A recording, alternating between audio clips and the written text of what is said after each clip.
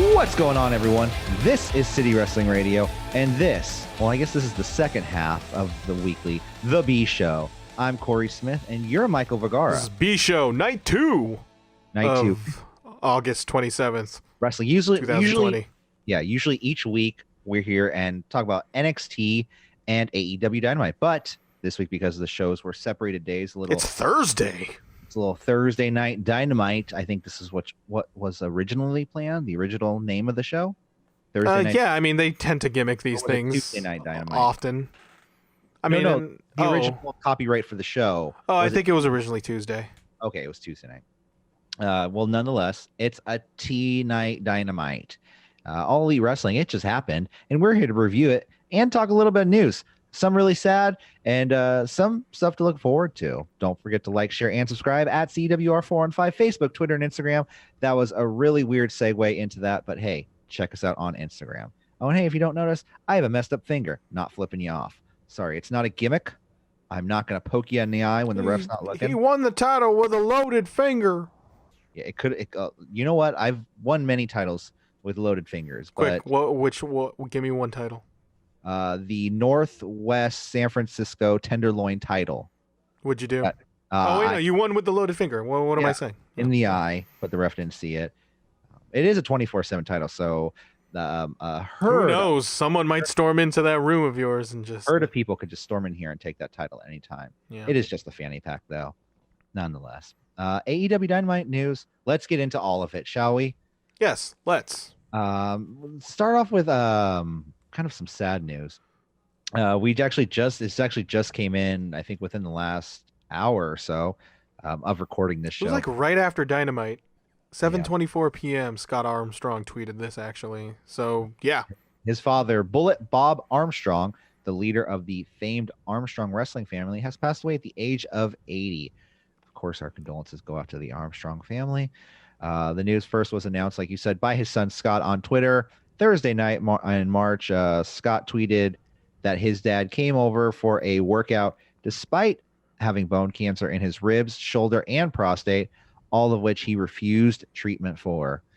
His wife, Vita Gale, died this late June, and it's sad to see. Wait, June of this year? Oh, late June. That's what it says. So of this year. So it doesn't say of a previous year. So. Talk about a 1-2 punch, man. That's definitely a rough one. Yeah, it is really rough. And did you ever hear? You ever heard that old saying? It's like once people are married for a long, like way too long, like when they're like basically life partners, and a lot of the times, it affects the other partner when their partner passes. It's point where. But he had cancer. It's like losing one eye, and if you lose one eye, the other one's days are numbered. So exactly. I mean, I'll be quite honest. Looking at his picture, I do kind of I remember his face. Don't really remember Bob Armstrong though a whole lot. His name is Bullet Bob. I'm just gonna read off the post wrestling page regarding this story. Thank you by way of Andrew Thompson. I'll just read this one paragraph. Armstrong had a retirement tour in 2018 that included appearances, and he wrestled a match at the Arn Anderson Homecoming Show in Rome, Georgia. His tour came to an end in 2019 when he wrestled for the last time in Alabama. Bob Armstrong began his wrestling career in the 1960s, and his full-time career lasted decades and expanded into the 90s before he wrapped it up as a full-time performer. Bullet Bob was active on the independent scene in the years following, and he went on to compete for TNA with his son Brian Road Dogg James and Armstrong.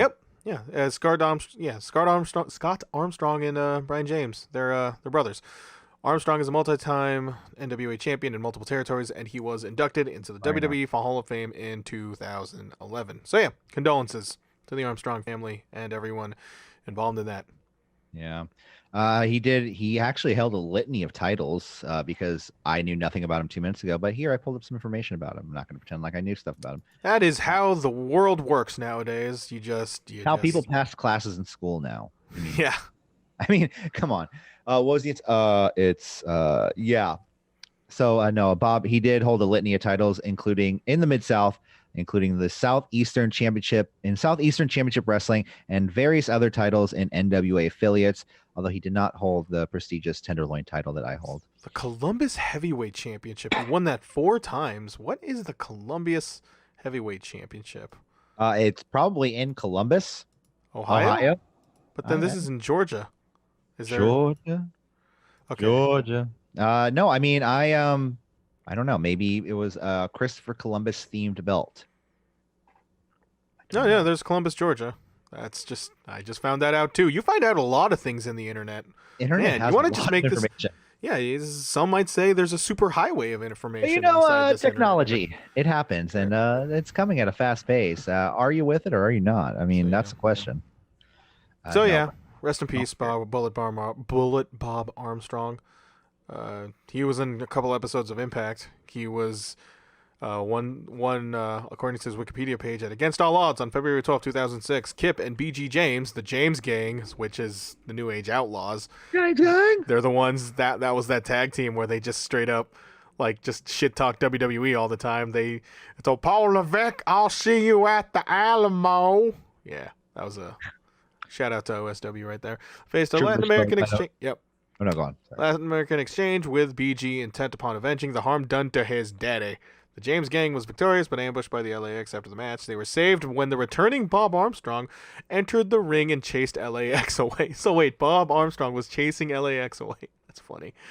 The confrontation led to a 6-man bout between LAX and Armstrong and the James Gang at Destination X on March 12th, which was won by Kip James. Despite the consecutive victories, Armstrong remained hungry for revenge and challenged Conan to an arm wrestling contest on the April 8th Impact. The contest did not finish due to interference from Homicide and the newest LAX member, Hernandez, who had been sent to the locker room prior. The James Gang, also sent backstage, ran in to help Armstrong. This led to a rematch at Lockdown on April 23rd, in which Armstrong scored the pin. So... very well known career on Impact Wrestling, which was TNA at the time. Well, yeah. I mean, I think everyone kind of had a little bit of at least a little stint in Impact at one point or another, right? No, but like you said, our condolences to the friends, family, and fans of Bullet Bob Armstrong, WWE Hall of Famer. WWE Hall of Famer, Bullet Bob. And we'll move on to some more news. Taking it a little bit more of a positive direction. We got a new number one, Michael. New number one song today on Total Request Live. Oh, wait. What? Oh, no. I'm sorry. I'm reading that wrong. This is my my old TRL podcast that I did. Pro Wrestling Illustrated just announced their number one spot for their yearly 500, their top 500 wrestlers of 2020. And their number one is John. No, you gotta commit to it, man. No, you can't just go you just can't go in half cocked with that. Justin Roberts never goes in half cocked.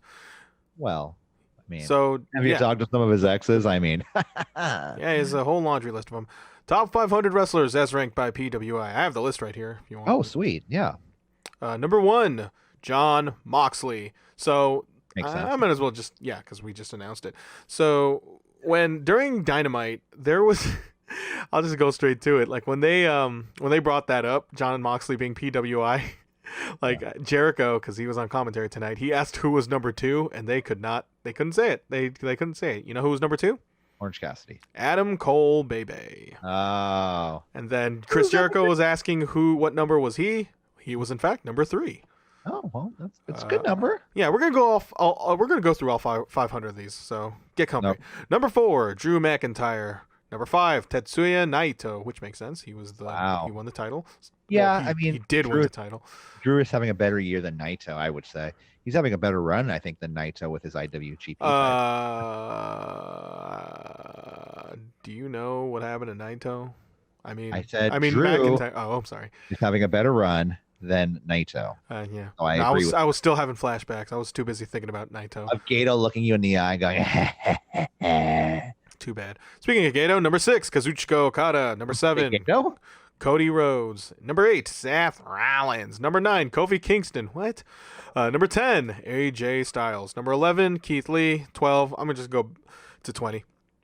Number 12, Brock Lesnar. Number 13, Kenneth Omega. Number 14, Roman Reigns. 15, Nick Aldis. 16, Bray Wyatt. 17, Kota Ibushi. 18, Roosh. Remember Roosh? How does Bray Wyatt score above Kota Ibushi? Well, I'll get there in a second. Well, Bray Wyatt's a multiple-time Universal Champion, man. That's true. You're right. In fact, he should be a bit higher if we're doing kayfabe rules. Yeah, number 17, Kota Ibushi. 18, Roosh. 19, Braun Strowman. And number 20, your friend and my friend, Jacob Fatu. Ooh. Yeah, Jacob Fatu, just moving up. Mr. 420 himself. Yeah, might as well go the next 5. Number 21, Will Ospreay. 22, MJF. 23, Aleister Black. 24, Kento Miyahara. And number 5, Walter. So we were just saying, how do they pick these people? But they actually did send out a tweet today saying, just so people won't just lose their shit. Like, listen, you guys, we got a thing going on here. They said the evaluation period for this year's PW 500 is July 1st, 2019 to June 30th, 2020. Yeah, it's Oscar season. The criteria for the ranking are as follows: win-loss record, technical ability, influence on the sport, success against the highest grade of competition, number of paradigms shifted, success against the most diverse competition, and activity. So, I mean, that's pretty good. You know what my ranking system is? It's just how I feel. It's just how I feel at the time, man. I don't know. Yeah, how many flare chops are you giving this match? Well, we'll get there. Did you rate the Dynamite? Did you rate your Dynamite matches? No, come on. I didn't take any notes on Dynamite. That's not my job. You kidding me? No, good point. Anyway, next news. Congratulations, Jon Moxley. Good. Yeah, Jon Moxley, he deserves it. And we'll see who wins our CWR top 10. This is what Jon Moxley had to say. I'm not looking for external validation, but PWI was such a big part of my childhood. To be number 1, it's pretty cool. I knew it. I fucking knew it. He was going to say it. Thanks, John. Thank you. Thank you, Jonathan. Mr. Good. You have a great evening. I have to go get shallots. Do you know where shallots is in the grocery store? Oh, I heard Nate's got to do that for me. Man, I don't know, I just feel like when he's like looking for shallots, he's just like, that's how he just walks regularly. I kind of messed up my shoulder, so I'm going to have to like walk like this. That's what I kind of have to. Like, sir, can you not bring that giant gold plated belt thing into the store with you? What? It's got the American flag on it. It's awesome. I forgot he's a double champion. Yeah. The AEW World Heavyweight Champion and the IWGP United States Champion. Speaking of the IWGP United States Champion, I'm glad you brought that up. They New Japan, they have an American wing. They do stuff there in America.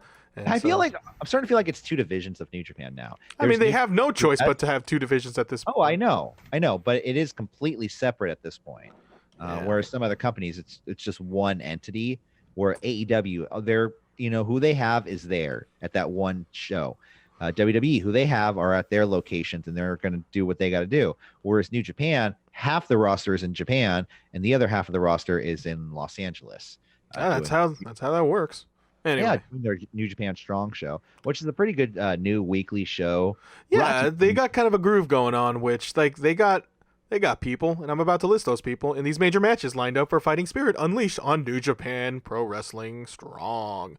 So I'm just going to read off the New Japan website. It says, coming up this September on NJPW Strong, Fighting Spirit Unleashed brings a 2-night big match spectacular to New Japan World. Friday, September 4th. And then the week after that, the 11th, will finish each week strong. Great. And some huge matches have already been signed. So here are the announced matches. IWGP US Heavyweight Right to Challenge Contract. Kenta versus Jeff Cobb. 1 fall to a 60-minute time limit. That's a match. Kenta, how long do you think his hair is at this point? Is it longer than Jeff Cobb's? I don't think so. Maybe. The thing about Kenta is he's short too, so with his hair growing out, he's starting to look like a little kid. I was about to say, like, the thing about Kenta's hair is that it's not exactly long, but there's a lot of it. It's kind of what I have. I was gonna say, I think you and Kenta are kind of neck and neck for longer hair right now. It's not the only thing. It's not the only thing. Yeah, it's not. We're not the only thing neck and neck about. Anyway, Flip Gordon versus Jay White. 1 fall to a 30-minute time limit. Gordon, I feel like this is the first time I've heard his name in a long time. I mean, he's ROH exclusive, and ROH hasn't been operating as of late. Even before that, I think he was injured, and there was also like a fucking contract thing. I don't know. Yeah. And then Brody King versus Kikuleu, 1 minute. 1 fall, 15 minutes. And then also confirmed one Fred Rosser, formerly of WWE. Formerly Darren Young. Formerly Darren Young, Mr. No Days Off. He will now be testing his skills in the New Japan ring. Cerulean blue? I get that's the name. That's the color of the New Japan ring. I don't know. Oh, okay. Yeah, that is quite a specific color they had pointed out. But yeah, he'll wrestle in September 4th. So that's awesome. Excuse me. No, you're good. I can't wait to see all these matches. Plus Fred Rosser being on New Japan, his New Japan debut. Because I don't think he's wrestled in New Japan before. I've seen. Well, he's about to now. September 4th, next Friday. That's when Avengers comes out.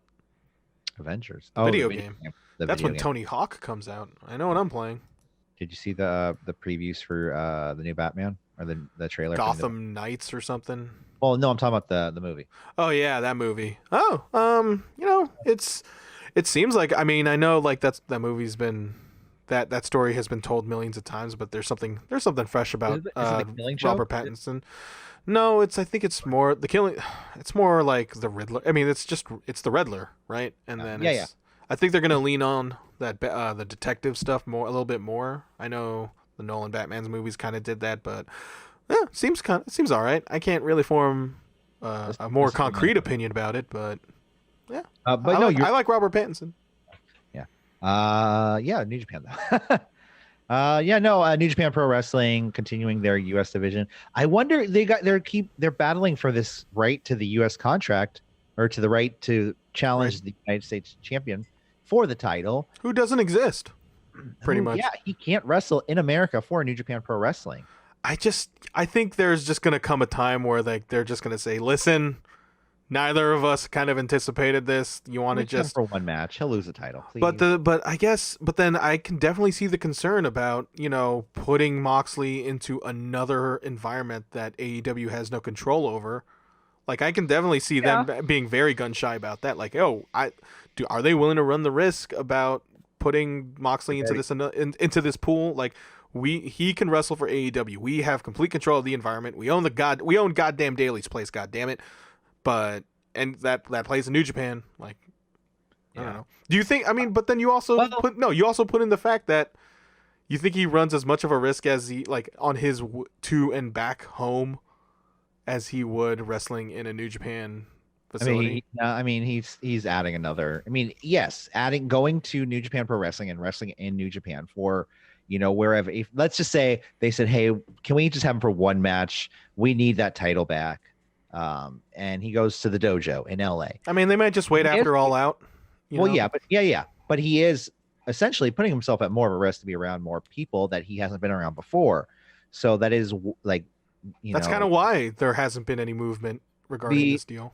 The only, I don't think it's so much that I just think that they just haven't come to that point yet. I think they're trying to do everything they can. Well, you see, Corey. Jericho, Chris Jericho beat Hiroshi Tanahashi, and so that window, if anything, Jericho's the heel in this entire situation because he made Tanahashi tap out in the Tokyo Dome, and that door was closed. So you have that to blame too. What it is what was I gonna say? Oh, I'm sorry. No, it's all good. Too busy thinking about Tanahashi and how he smiled in front of the camera. Oh, there we go. If Moxley goes in for one match and then drops the title, what's Moxley going to think about working for New Japan now? It's so I couldn't come once. You guys took the title away from me. Have Lance Archer cost him that title. And then I'm going to come. Yeah, and then I come back again. You guys want me to drop it again? This kind of sucks. It does. Listen. They were ready. They were ready for Carl Anderson to run angles on Moxley in New Japan before they signed that deal, as according to Carl Anderson. As John Moxley said that, right? I think. No, Carl Anderson himself when he was talking shop with Rocky Romero, friend of the show.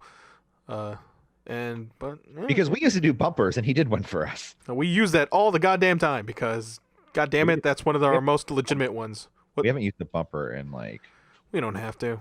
3 years. Listen, we got people. We got some pretty notable names in that bumper and I got insurance right here. So, hey. Yeah, no, put that right in front of your webcam. Yeah. Hey, here's my number. It's 1-2 Shut your mouth. Oh, sick Not burn, you. bro. Not you, Mike. I'm talking to the guy right there trying to steal my insurance. I want your insurance. Anyways, what were we talking about? New Japan Pro Wrestling, or do we move on? Oh yeah, John Moxley, Carl Anderson. They were gonna have a feud. I mean, that would have been cool. That would have been cool, but nonetheless. We'll see what happens with New Japan. The only thing that keeps me optimistic is the after show for AEW Dynamite tonight. You know how Tony Schiavone just kind of sits on Facebook Live and just talks with people on Facebook Live, which could be problematic because they show people's tweets, on the screen, and some were like AEW sucks, and then it was by somebody named the Gobbledygooker, and Schiavone's like, oh, Gobbledygooker, you know about sucking, ha ha ha. Thanks, Tony.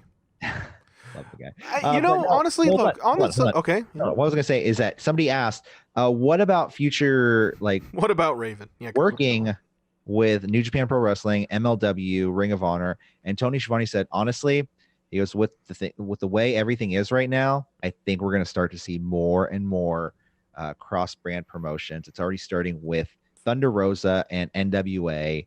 And we'll see where it goes from here. They're legitimately they're crossing over by legitimately signing them a la Ricky Starks. And probably Thunder Rosa. Well, who knows if she wins that title? We don't know. Damn, I was thinking, I was about to say something, but now I lost my train of thought. Maybe it wasn't that important. Anyway, anything else? No, I think there was something else we were going to talk about in the news, but I totally spaced on it because it's what cool John Moxley. Yeah, number one man with a bullet. Number one. Yeah. Anyways, Dynamite. Shall we just go into Dynamite? Why, yes, Corey. Dynamite happened. This is the only Dynamite show, even though I completely forgot to color your name tag as yellow because you're the black and gold all the way, all the time. Hey, I even got my Shotzi shirt on tonight. Look at that. Oh my God, Shotzi! Look at my tank. Oh my God, I love Elvis. Welcome to the ball pit. Boy. Anyway, Dynamite, Thursday night, August 27, 2020. Fans are back, Corey. Oh my God. Okay, so when Jericho came out and they sung his theme song, first off, I was like, should you guys be singing? Secondly, I was like, it's so beautiful. He was also just entranced by that. I think I showed you just all those Judas droplets just going straight to his face. Just you love to see it. There's a reason why they say New Japan. Let's just clap. It's fine. I mean, hey man, we're not the police. We're not their dads. Not yet, at least. I have not. How does that work? I marry their mom. Cool. Anyway, we start with the tag gauntlet as Jim Ross, Tony Schiavone, and Chris Jericho does the commentary. I thought Excalibur was going to be in this week's tapings, but apparently not. I did not see Excalibur, and I was pretty much just super bummed out about that fact. Said soon. He said soon. He said, did he say any, did he say that in the post show? Yeah, he said, someone asked, when's Excalibur? He says, very soon. He'll come back soon. He's all right. It was his call. And he's going to be all elite all the time because I'm Tony Schiavone and I'm old. You make him sound like a 95-year-old man. He's aging like every second. That's what happened. He's like the old man from Courage the Cowardly Dog. You make him sound like that. No, I made it sound like he chose the wrong Holy Grail in Last Crusade. Anyway, tag gauntlet match: Bucks versus Nightmare Family. Because Nightmare Collective was a thing, and then it wasn't a thing, and that's why for some reason that's all I remember. Dustin Rhodes and QT Marshall 5 years ago, because Jesus Christ, time is relevant, Corey. We say this every week. Seeing this guy starting in AEW to now, I just like that guy went through such a transformation. I mean, that's what COVID-19 does to you. With his hair loss, he changed everything about himself. And I mean, really? He didn't change that much. Well, he got healthy, he got slim, and he changed he had receding hairline before. He had the surgery done. He had hair plugs. Yes. Anyway. Yeah, Bucks versus Nightmare Collective again. Nightmare Family. There was a spot where I thought myself, there was a spot where I thought to myself how impressive Dustin still goes to this day. And then as soon as I type that up, he asks Matt for a breather, and I'm like, well, that's reality for you. Bucks dodge a QT special, kicks his shit, BTE trigger to Marshall, which is kind of a modified golden trigger, but it's to both sides of QT Marshall's bald head, and Bucks win. First match. Up next, Bucks versus Best Friends. So yeah, tag gauntlet match. You know how that works. Whoever wins advances to the next match. One team enters, the other team comes, then they lose, and then another team comes in, and then one literally dies. Up next, Bucks versus Best Friends. Chuck lands on his knee and sells it, but maybe not. I don't know.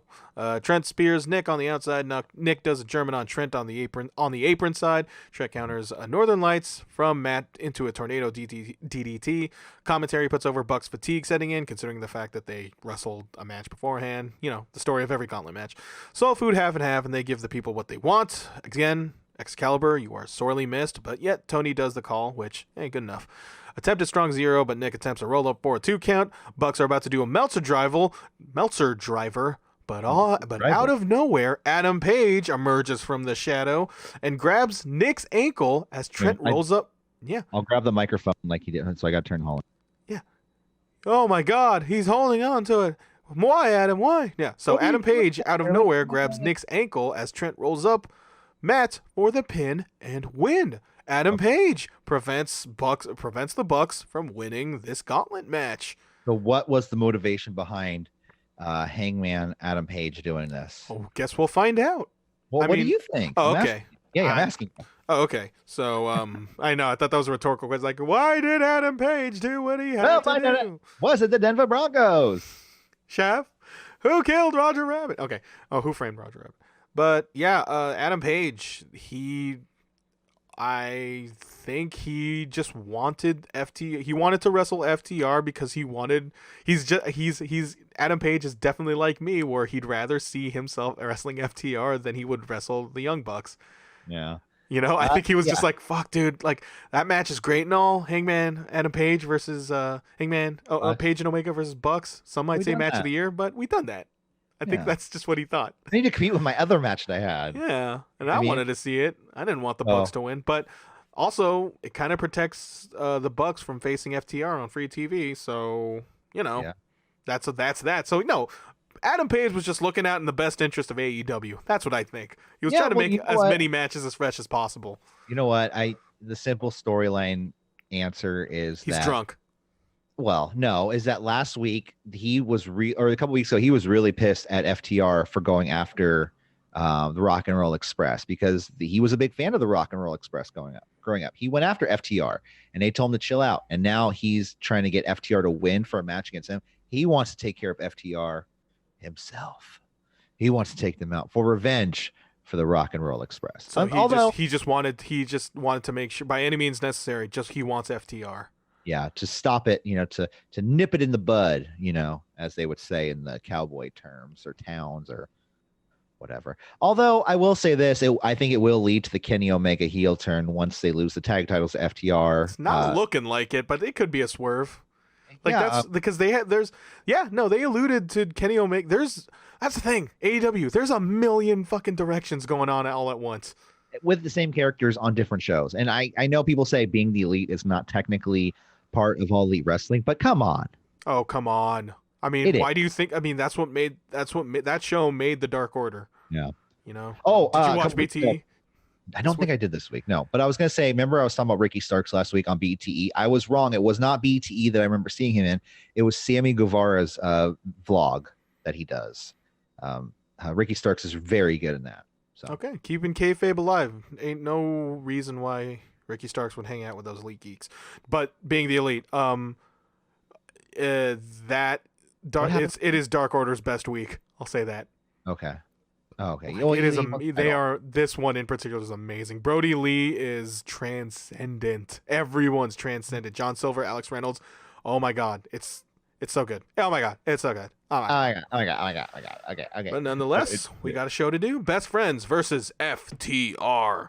Picture in picture, FTR wastes no time and just straight up beat on them as They were we on that see. picture in picture call Yeah. like segue all night. Like, we're gonna go picture in picture, right? It's restaurant quality. Picture Yeah. in picture. 3, 2, 1. Anytime now. Go! Okay.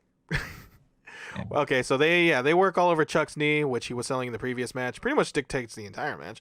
Tony reminds us that within FTR's contract, it requires that every match of theirs has tag ropes. That's so Yeah. it's basically it's their Ravens rules. Ravens Yeah, well, rules. they got that put in their contract. Remember with remember when Tully on Arn were in the room with him? Oh yeah, no, We've of always course. tag ropes in all our matches. That's what yeah. That's that's pretty interesting. Like, why don't they just do that for every match? Because of the Bucks. Okay, that's And lucha style, I think there's no tag rope. I think lucha style, when somebody gets out of the ring, their partner comes in. Was there a tag rope in last week's match then at FTR? FTR? No, not last week. The 6-man. Oh, they didn't sign contracts on that. Okay, whatever. Thinking too hard on this. Tony reminds us that within FTR, yeah, okay, I said that already. Dax Harwood does a knee bar of some sort on Chuck's injured knee for the submission victory and a trip to Omega and Page's tag titles.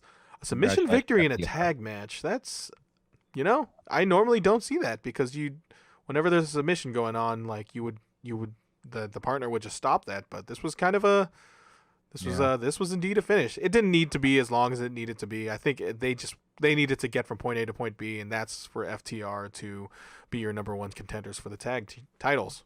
So, I was worried the match was going to be a lot longer. Yeah, no, they got time. They did not have enough time for that. Because I'll be honest, I'm not looking forward to the 60-minute match next week on NXT.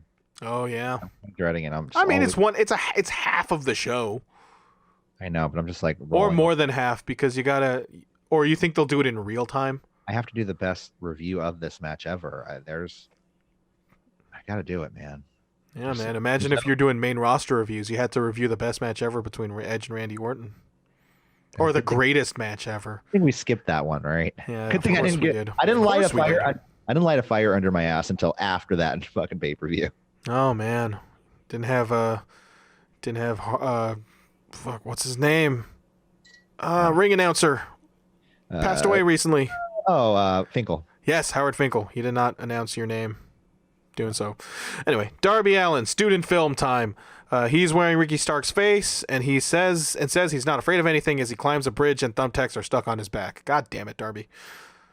Did you see Darby? Oh my god! Oh my god, Darby Allin. He's so crazy. Yeah, everyone's just like, was that Darby? Oh my god! I'm trying to. Every time I do a Taz impersonation, I just sound like an old Jewish woman. Oh my god! Did you see Darby Allin? Brian, Ricky, let's go. We're gonna go out there. Put your new FTW. Expired. FTW hats on. Let's go. Don't be giving me sass like that, Ricky. I wonder. You should wear socks with your shoes, or else they'll fall off in an event that someone drop kicks you. Anyway, they announced the Casino Battle Royale. Darby, like Brian Cage would have a mom like that, where she would just literally Brian, wear your sweater, Mr. Brian Cage, and he's like, "Oh, mom, I'm full of me. I am a sweater. I go through all of these, and whenever I flex, they just rip. I'm sorry, but can you please buy me larger? Them for you, Brian. I can only afford extra large, not 2XL. Our Northern California brethren. So yeah. They announced the Casino Battle Royale. Darby and Lance Archer are your announced participants as of this show. We'll figure out who. We'll know who else is. For the Battle Royal. Yep, Casino Battle Royale. They're gonna try that again. Lance Archer versus Sean Maluda. Maluda tries to Pearl Harbor Archer. Archer proceeds to kill him. Archer no-sells Maluda's strikes. Sean Maluda from the Cruiserweight Classic. Cruiserweight Classic. He wrestled Kota Ibushi. Can you imagine if he won against Kota Ibushi? Anyway, commentators have Archer ranked number 2. I wonder what that means. Blackout and EBD claw slams to Maluda for the win as Jericho yells "Blackout" in his finest falsetto. I hope the microphone registered that. Post-match, Jake pimps the Casino Battle Royale. It was a squash match. Not much. Are you ready, Archer? Yeah. Jake, stop talking. Give him the mic. So Jake pimps the Casino Battle Royale and talks about the blemish on Archer's record. We're 14-1. What are we gonna do about that? Asks Archer if he can. Because everybody dies. He whispers the end of that. He asks Archer if he can go through 20 other men for the shot. He says everybody dies. Then Brian Cage, Starks, and Taz come out, and I am just. First of all, there's no more Who Can Stop the Path of Cage. It's just some song. So no, but it's not Who Can Stop the Path of Cage. Now it's like FTW.com. Like what? It's like he's I didn't hear his that podcast. It says FTW before the FTW, and then he comes out with the FTW hat. Cage has the FTW title. How is that not on sale on AEW? I'm like, dude, you guys are so brand on their brand, so that's good. At least they're trying to build a brand. Oh yeah, no, that's kind of that's a 5-year plan. So yeah, Brian Cage, Ricky Starks, and Taz come out. This honestly, it just became an argument between Taz and Jake the Snake. They were just two uncles arguing at the family cookout. It was, this was an argument for scripts. I liked it. No, I liked it, but this was sort of an argument for scripts because there was an awkward pause, and then all of a sudden you hear Darby's music come on, and then there was another awkward pause as he skates to the. I could just feel Tony Khan just says like, okay, this is going nowhere. All right, let's play the Darby Allin music. Where's Darby? He's in catering. He has to skate his ass all here right now. Okay, let's go. He's crying catering. Get him out there. I know he's eating his feelings away, but get him out there. Oh yeah, that's true. Hope you find happiness soon. I hope both of them do. Yeah. Awkward pause happens as Darby skates to the ring and drop kicks the shoes out of Starks as we end the segment. Darby Allin, this Casino Battle Royale, we'll get there, but it's looking like a snack. What do you think? Yeah, I mean it's looking good. I mean AEW has a loaded roster. I mean anything I say about this is just gonna be generic filler to be like it's gonna be a great match, and they're great participants, and I think everybody in this match can do great things. And yeah, I wish AEW was shittier so we can have more variety things to say. I mean Darby Allin I think is gonna win it. I mean that's my no, I think Lance Archer. He's ranked number 2. It's the only logical thing. Why would you be ranked number 2? That's an easy way to get to number 1. A harder way to get to number 1 is winning a battle royal. Just saying, bro. I'm just saying. Oh man, not until you said bro. I was with you until you said bro. Okay, let's move on. Video promo for Thunder Rosa versus Shida for the women's title, AEW Women's Championship. Billy Corgan's voice just puts Rosa over. He's like, "Hey everybody, Thunder Rosa's real cool and all. The world is a vampire. Despite That's literally what he said. Despite Rosa's rage, she is still just a rat in a cage. She's a fighting champion, and I think all champions should be fighting. And yay, NWA, I'm the owner. Believe. Wanna go for a ride? Yeah. What's your favorite Smashing Pumpkins song? It's probably what's it? The melancholy one. Oh, Tonight. I think that's the first one I heard. Tonight. That was a big one. I like Zero. I like Zero a lot. Tonight. Oh, the one you just sang, "Want to Go for a Ride." Yeah. Well, Thunder Rosa is a meaningful contender when emptiness is loneliness and lone. Okay, that's enough Smashing Pumpkins. Thunder Rosa, though, I am actually I can't wait to see her wrestle in AEW. Yeah, she has a good look. How many more people are AEW gonna employ with half skull face paints? Like, you think her and Darby Allin, like, if they're just in a room together, one has on the one side, and they just do the Dragon Ball Z fusion dance? Yeah, they form one person. Yeah. No, I mean, I don't think she's going to be signed to AEW. I think. She's on loan. Yeah. So it would be cool. I mean, Thunder Rosa is a pretty talented individual. Have you watched her shit in NWA? I mean, I've seen her live a whole bunch. Yeah. Here. Oh, okay, Corey. Northern California. You got me there, man. Street cred. This is Thunder Rosa. This is City Wrestling Radio. I gotta mute myself. I gotta burp. Or you could have kept talking, but whatever. No, I wanted it. I really wanted it. Do it for the listeners, man. This is their first time listening to this. You got to introduce the burp. You got to establish that soon. MJF and John Moxley contract signing. MJF has the neck brace using Vince McMahon 1992 steroid trial tactic. I feel for him because this, hook, line, and sinker, Corey. You just bought into him. Commentators report that Mox is PWI #1 this year. This pisses off Jericho and asks who's #2, which they can't say because it's Adam Cole, baby. We didn't say this last week, but the Paradigm Shift is banned from the match. I didn't think we mentioned that. Well, not yet. Not until he signs the contract. Oh, yeah. Okay. He has to sign the contract. They want him to sign the contract to ban the Paradigm Shift because he's being threatened to be sued by that little... Smart Mark Sterling. Whatever his name is. He's a wrestler. Sterling. In fact, we'll find out how good of a wrestler he is next week, but I digress. MJF says he never got the hype for Mox and just thought he was just crazy, which was always what I described to face Dean Ambrose. Like when he said that, when MJF said that, I was like, oh shit, he took the words right out of my mouth. He's a big CWR fan. I mean, he messaged me all the time. He was like, that Michael. Ooh, I agree with him. Oh and man, MJF likes me. What does that say about me? He says he'll take Mox out consistently and concisively, which I typed that into Google Docs. It's not a word. And calls Mox a glorified goon. He says anywhere outside the ring is Mox's territory and compares him to Sandman, New Jack, and Tsushi Onita, and calls all of them hot garbage. So he just called New Jack hot garbage. Oh yeah, no, he's gonna cut every vein. He's gonna cut every vein in that boy's body. I just want to make that perfectly clear. He called New Jack hot garbage. I'm gonna stab him in the stomach, and I'll do it again. Yeah. He said then MJF, he just puts on like wrestler nerd cred 101, where he just says he studies Buddy Rogers and he studies all these old guys that I just can't remember. He then mentions Mox's hot wife as Mox gets up on the table. He says banning the Paradigm Shift will force him to be creative, and that nothing MJF will say matters, and that nothing he'll sign matters, and that on September 5th he's a dead man. And then as soon as Moxley signs the contract, MJF and company just collectively loses their shit. But then, on contract signing, Mox made MJF sign the contract first, which he didn't know had an additional page which contains a tune-up match involving Smart Mark Sterling. And a 17th page. Yeah, there was 16 pages. There was a 17th. And I'm like, first of all, there's like, what else? What could they say that constitutes like an entirely different page? I think it was just one of those things where it's just one sentence in page 17. Yeah, it's just like my notes right here. So yeah, it's tune-up match. Smart Mark Sterling, and if Mark Sterling doesn't show up, MJF doesn't get his match. So like, I get Mark Sterling losing his shit, but then I don't really understand why like MJF is like too pissed off, because he's not wrestling. Does he? I guess he's just that good of an attorney. He needs him.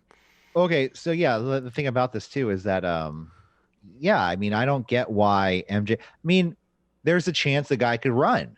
You know, there's. He's a wrestler. Like Mark Sterling is an actual wrestler, dude. Not in AEW, he's not. In AEW, he's a lawyer. Okay, all right. Storyline wise, I mean, you got to go with the storyline here.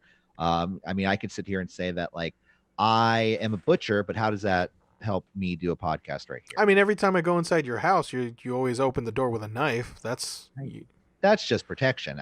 And you wear white, and there's a lot of blood in it. I'm like, dude, what the hell? I thought you were going to record or not? I wear a leather mask with no mouth and no eye holes. And you remove your handlebar mustache before you record.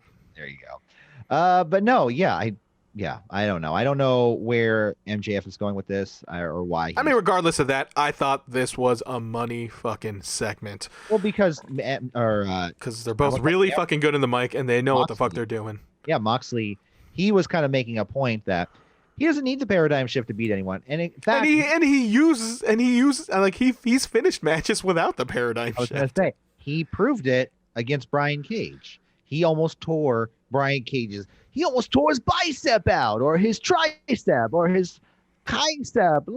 I don't know, one of those muscles. And although he did not tap, he still won the match with a finisher. So he's completed matches before without the Paradigm Shift. I mean, he's done dirty deeds before. That's not okay.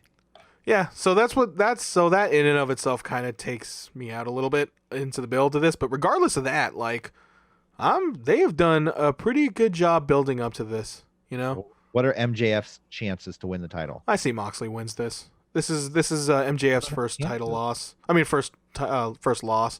Yeah. I think it's too early for MJF to get the title. I think it would be a mistake if he gets the title now, considering what I want what I want in the direction of the AEW championship, you know. Unless Ambrose is, or sorry, not Ambrose, Moxley. How dare you? Like, I know. I feel like the music's gonna start playing in my room. The lights are gonna come down. YouTube is gonna strike that.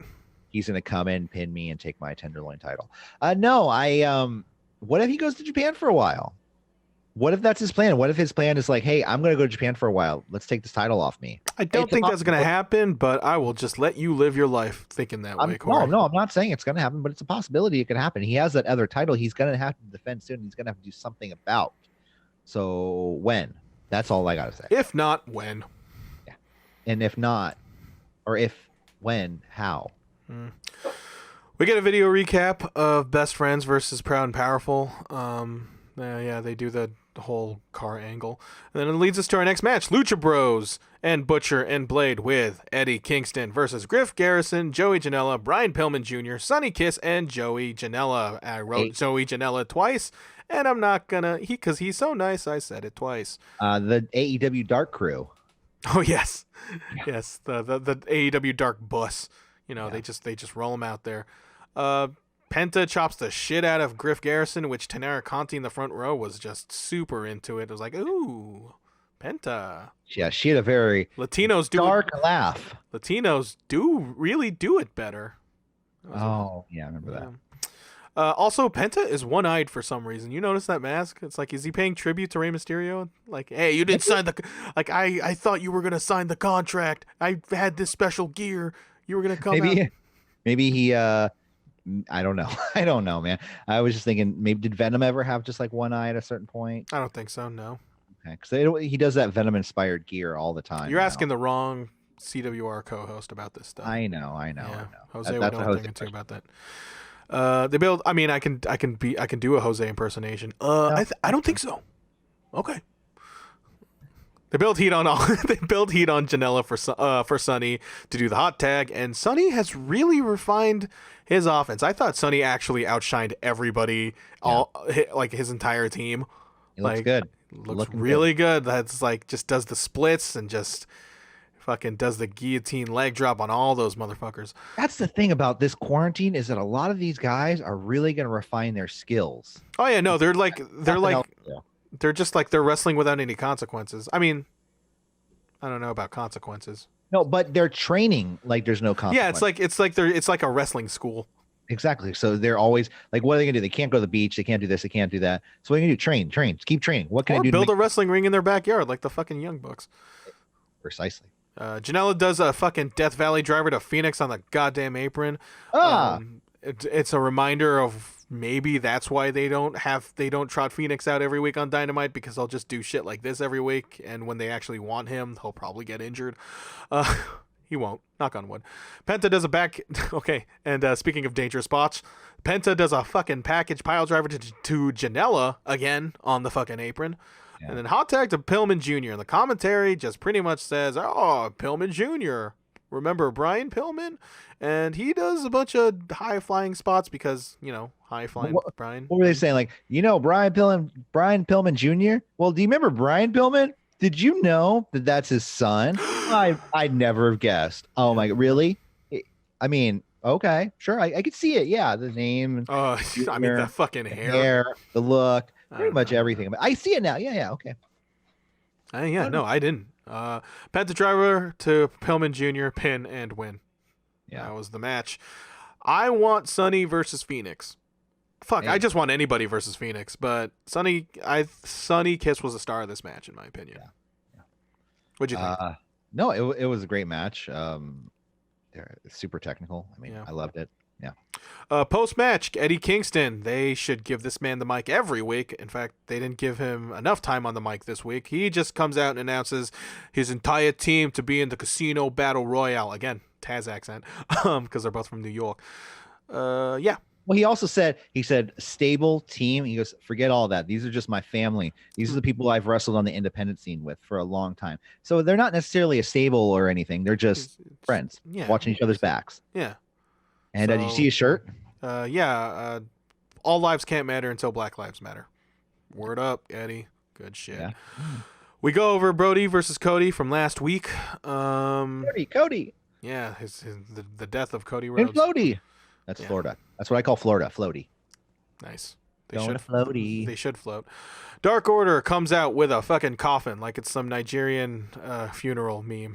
You seen that one? It really was, because they were just like, "What's up?" I feel like that's what they were trying to go for. Like they were gonna like. I feel like only half of them knew what was happening, and then the other half was Like, why are you guys going faster? Stop it. yeah. They just couldn't keep up. Ken's like, "What's going on out there?" So yeah, Dark Order comes out with a coffin. Evil Uno says the entire group is on cloud nine since Brody's win. He says Grayson bought a nice car and John Silver bought 6 of the nicest lawnmowers he can find. And then they were just on display like, yeah, no, this is the Dark Order now. I'm in. They open the casket, number 10 with his finest nightmare neck tattoo. He just comes out and laughs and just mocks Cody. As I thought it was Cody for a moment. it was not Cody. For a moment when I saw the neck tattoo. I was like, "Oh, is that?" No. And then out comes Brody Lee. Brody then tells Tony to come to the ring for the interview. Like he just storms into the commentary desk and is like, "You in now?" Yeah. Brody says he told Cody that the beautiful piece of gold is coming to him and gave him back the silver one. And whop, just like that, he whips him. He hits him with Whipped it out and Just gave like- it to him. Yep. Yep. He says he buried the Nightmare family and that the open challenge is over and no more TV time for all the independent wrestlers and that Cody will never get it back. Then Brody introduces Anna Jay, and then Silver then interrupts Brody, telling them that he's the man, and then just gets punched instantly and just sells it like death because John Silver is a fucking treasure. I love John Silver. And also Anna Jay, number 99, if anyone was interested. She's the 99. Yeah. 99. Kind of cool. It's not like 11 or 12 or. Wait, doesn't that Or put her under- like significantly below everybody then? Because I don't think there's is the it- Exalted 1. Oh. And then there's 10. Yeah, that's fine. And there's Maybe- 1, 2, 3, 4. Maybe it's the other way around for women. I don't know. Maybe 1 over 100's the. I if I'm Anna Jay, I'd question that. Anyway. Excuse me, Mr. Brody Lee. What? I was. Oh, never mind. That guy was yelling and off, like he was screaming. Oh yeah, no, that dude was pretending profusely. that guy was pretending he was talking to Vince. Dustin and QT then storm the ring for Cody's honor, but they get killed immediately. Scorpio Sky then fights them as well, but Anna slaps him in the face, which gives Lee the opportunity to hit Sky from behind. Brody then leaves as Matt Cardona comes in for the save, beating down Evil Uno on the outside. And then it's like Lee is like, okay, I'm done, you guys. I'm just going to leave. And then as soon as Matt Cardona just comes in and evens out everything, like Brody Lee, he just comes out again like, what? I thought you guys had this. What the Where fuck? were you? I was walking. Why weren't you guys? But oh, god damn it! Yeah. This to me, like, yeah, so it was a stare down between the faces and heels. And later on the show, we get the announcement that those guys are facing each other all out. Yeah. I thought this was a segment that really wanted to drive home the vibe that Dark Order has been doing and being the elite and just put that on over to Dynamite. Like they have been listening to Brian Alvarez more than they have Dave Meltzer. And I think that's good, because that's what got Dark Order over. Like this, like these, they're serious enough, but they can also, there's a bit of levity to it. It's just so it's not, completely all in on that because it's fun. It's fun, but then you can also take them seriously. I mean, the Brody Lee thing, that's what the Brody Lee angle from last week, that's what that accomplished. But this, I liked a lot. What about you? You hated it. No, I really like Dark. It's just I don't know about like the whole being the elite. It's just their characters on being the elite has taken precedence over the entire Dark Order, which it's funny and I like it, but I don't know if it is constantly the most praised thing about being the elite week after week. Yeah, and I know, and I feel like that's what they want that reception carry on over to Dynamite. But should Dark Order be focusing more on that, their character work, or how great of wrestlers they have in their stable? I know. I feel like that's I feel like they're able to do that once the bell rings, though.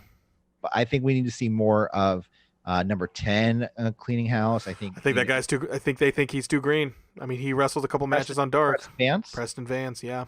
I mean, he is technically part of the Nightmare family in real life. He's Cody's like protege, isn't he? I don't know. I believe so. I believe that's actually in real life Cody's protege. So I don't know. I want to see them more the rest of them being more dominating in the ring and not just Brody Lee. So that's all. That's all I gotta say. That's all. Fair enough. Dasha is with Adam Page, and before he can answer for his actions, Buck storm in and call him insecure. You're a drunk. What's wrong with you? Nick and Matt emotionally calls Page a drunk as he gets kicked out of the Elite. So they were pushing formally. Yeah, formally. So they bet that's there's a lot of alcohol within that Jack, and they just put it right on his face. Like if you get that on his eye, like that shit will sting. Like, well, that's not did fun. You see who threw it? Well, Matt that threw the he threw it so gingerly that it was like I felt like he was aiming for like no, it's whiskey. It's not ginger ale. Oh, I get it. Joke. Ha ha ha. But he threw it so lightly that I felt like he was trying not to hit his eyes. Like he was making sure he didn't. Oh, he got his eyes, dude. Like you could tell. Okay, good. Yeah. And and okay, hold on. And then the mirror was broken, and I'm like, "Where's Mojo Rawley?" God damn it! I was thinking the same thing. Yeah. As the door closes on him, I write down, "We see Paige staring at a broken mirror." And that brings a little bit more intrigue to this Adam Page storyline. They're hinting at the heel turn. They're hinting at the heel turn, but then it's going to be Kenny that's actually going to turn heel because that's not what you expect. Kenny and the Bucks. Because they're going to come out. I don't know. The thing is, Bucks have enough reasons to do whatever the hell they're going to do next. Yeah. Which I don't know. I don't fucking rate it. Yeah.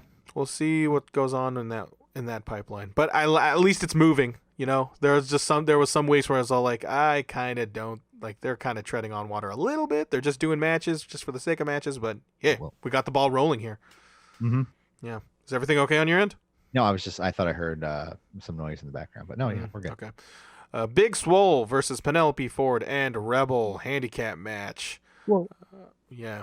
Britt says if Swole wins, she can have whatever type of match she wants with Baker on All Out, which is her return. We get more of Rebel pretending to be a bad wrestler. Frankensteiner to Rebel. Ref distraction from Sabian. Gets a forearm from Swole. Moonsault from Rebel to Swole for a 2 count. Swole does a thing to Ford. I didn't catch it. I have no playback, but she wins. Apparently this match was fucking terrible. Okay. Yeah. What do you think? I saw some of it, but I was at work while I was. Real life, pal. Real life, it was restaurant grade work I was doing, and I couldn't watch the match fully.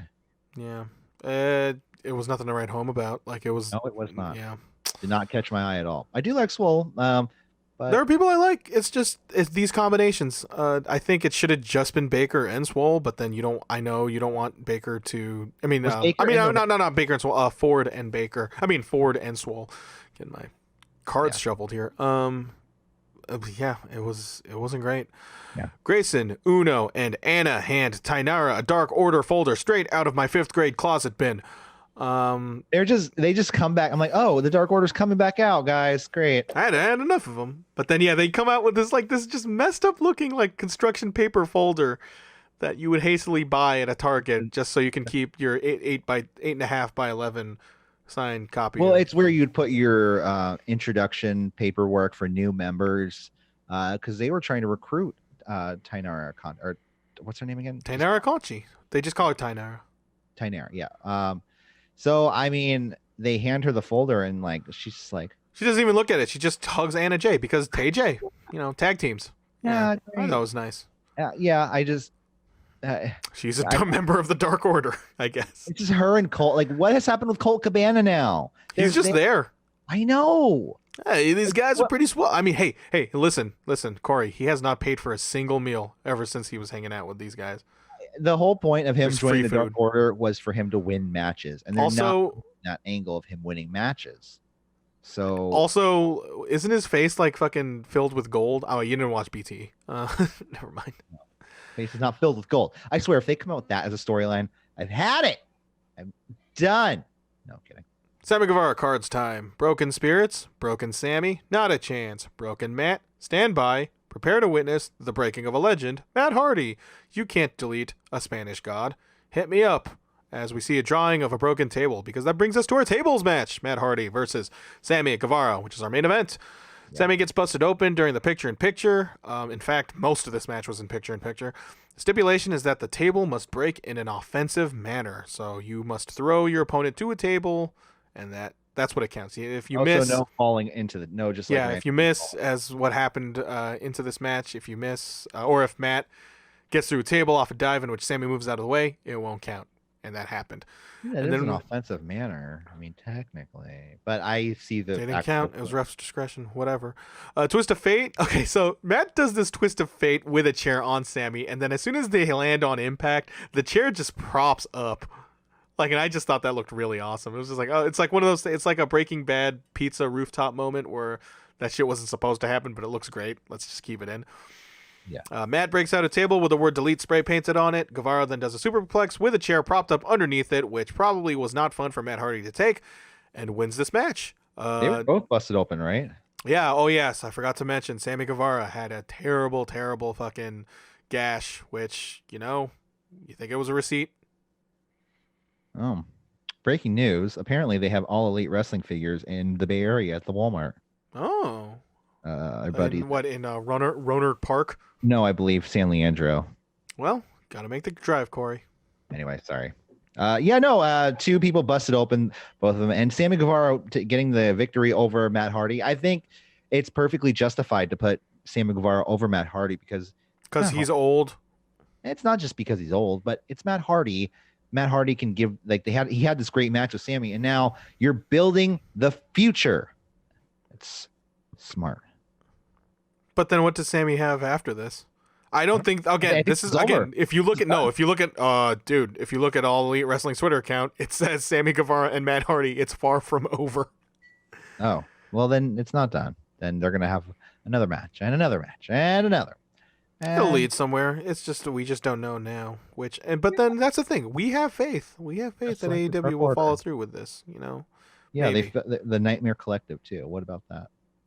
Yeah, well, again, stuff that we care about. Let the musicians play their own music. It's fine. Don't worry about it. I thought the match was as long as it needed to be. It was a damn shame that most of it was on picture-in-picture. I guess they were just kind of their hands were tied with TNT. But yeah, a short, brutal match. The main event.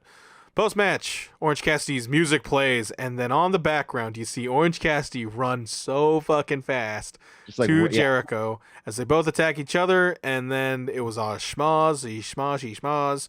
Jericho attacks Orange Cassidy back as Jim Ross just hastily gets us. What the hell are you doing? Just gets us to end this show, and that was. We need to get out of here, Jim. Let's go. Yeah, we're out of time. See you on Thunder.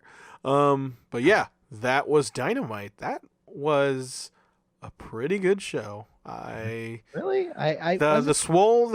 big Swole and Baker match Ford match I can easily say that was the worst match of the show. The tag gauntlet, I thought it wasn't blow away, but it didn't really need to be. It just needed to advance the storyline, which I thought was not a lot. Like, there wasn't a lot to it wrestling wise, but it did a lot to service All Out. It did a lot to service All Out. Yeah. Going into that pay-per-view, it made All Out seem pretty important. I agree. The only thing I would say about that is I think sometimes these guys who are great performers in the ring, when they do wacky stuff like someone coming down and just holding the leg of someone, it's kind of like, what's going on? I'm surprised that wasn't a disqualification because it was a little WWE. Like, you know what I mean? Like, it was very WWE-ish for Hangman Page to come down and hold his leg. I'm not hating on it. I'm just saying it is. And they personally were just kind of like, oh no, it's happening. Oh, I got rolled up. And it was just so like, okay, well, you guys can play into it a little bit more, give a little bit more enthusiasm. But other than that, it was a good show. I do feel like it was a longer episode of BTE though. So I don't know. That's not a bad thing. That's not necessarily, but yeah. That was Dynamite. I'm all chawed out, man. That was Dynamite. And that was the second half of the B show this week. We are going to be doing another doubleheader next week because NXT will be on Tuesday and AEW Dynamite will be on Wednesday. Supposedly, I mean, they said, they even mentioned next week we're going to see some matches on Wednesday. Right now, that's what we know. Because they were just saying that just in case anything happens with schedule changes in the NBA. We talked about it a little bit yesterday. If you want to hear our whole discussion about that, go check out the B show from yesterday where we talk about NXT from yesterday. So I said next week, like I said, 2 shows of the B show. We split up again. Me and Michael, or no, not me and Michael, me and Jose, and maybe you will be back Sunday morning with our Retro SummerSlam 98 review. And then me and Jose will be back again Sunday night with our Payback review. Apparently, Smash Mouth, they did a show. They did that Sturgis show, and that was connected to 100 plus COVID-19 cases. Well, hey, now you're an all-star. Get your game on. Go play. I like how you just with all due respect, you couldn't figure out anything clever to say. You just said the lyrics of that song, which I respect that. Yeah. Then I saw her face, and now I have COVID. I mean, that's not even the song of theirs. It's not. They didn't even write that song. You know what's funny? Remember what that song was originally for? Shrek? Mystery Men. Oh, that's true. And then then that fucking green ogre just took Ben Stiller's lunch money like that. They said, well, we're going to pay you millions of dollars. And then the guy from Smash Bros was like, yeah, take it. Here you go. Sorry. F you, Mystery Men. Play us out, Smash Mouth. All right.